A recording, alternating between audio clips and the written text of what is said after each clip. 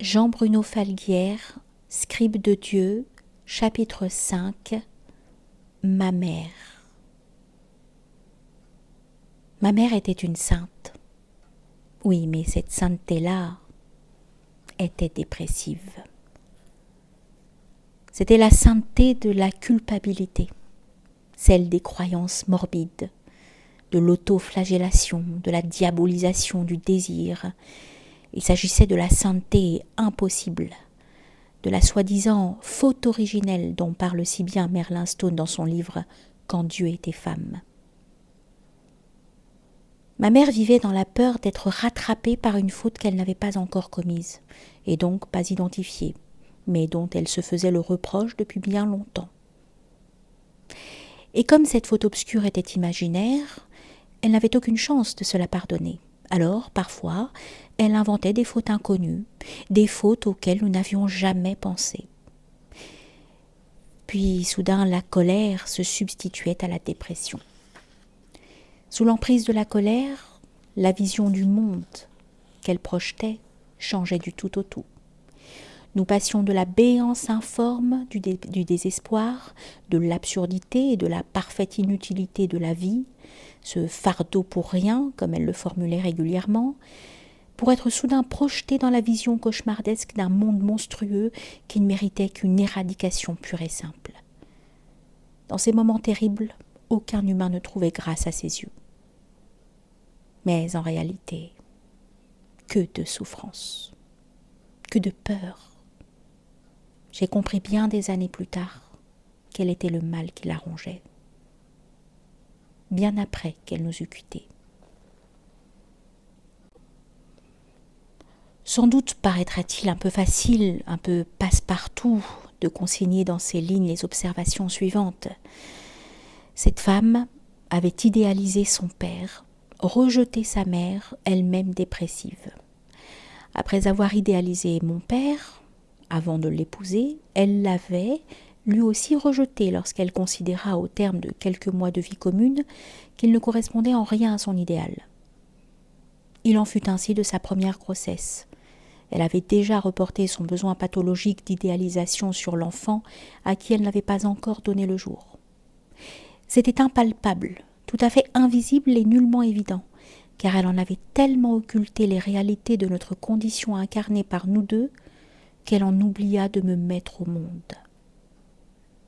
Par bonheur, une grande amie, plus âgée qu'elle et surtout médium avérée, lui intima de se rendre en urgence à la clinique, car elle voyait que j'étais en train d'étouffer dans son ventre.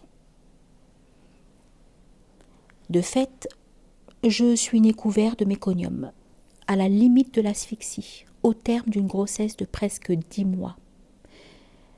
Le mal de ma mère était un mal sournois qui la projetait dans un monde où la réalité était annulée. Dès qu'elle le pouvait, elle s'évadait dans un rêve de princesse et de prince charmant.